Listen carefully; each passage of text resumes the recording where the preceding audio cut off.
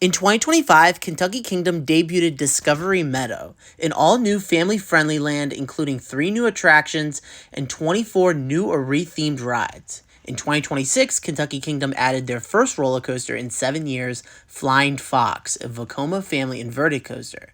And in 2027, are they about to get the first RMC Wild Moose? This rumor comes from Coaster 101, and I'll put the link in the description.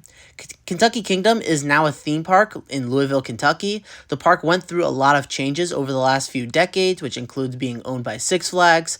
The park closed down as a Six Flags park after the 2009 season, and the park was standing but not operating for a few seasons still when in 2014 Ed Hart came in, and in 2021 the park is now owned by Hershey, who also owns Dollywood and Silver Dollar City.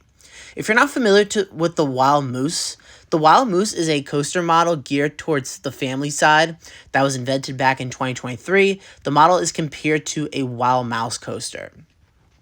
Hershey and Family Entertainment has a history of working with RMC. They did projects like Lightning Rod and Outlaw Run, as well as Fire in the Hole at Silver Dollar City. The last coaster by RMC they added was Fire in the Hole in 2024. And Kentucky Kingdom has one RMC right now, and that is Wind Chaser, which was formerly Storm Runner.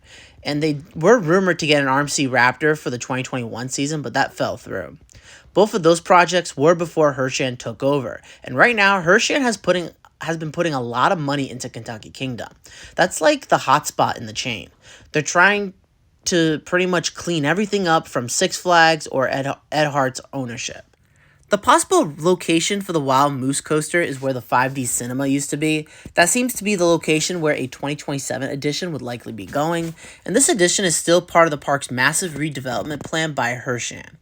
The land that the 5D Cinema sits on does take up a good chunk of land where a Wild Moose concept could go, and it can also be indoors. The park also did some public surveys on what type of coaster should go on that land. One would be a compact family coaster like the RMC Wild Moose. Another option would be a spinning Wild Mouse coaster. I don't mind them getting a spinning Wild Mouse coaster, but I don't know if a Wild Mouse would actually make sense. I don't know if Reverchon is a manufacturer that they would want to work with.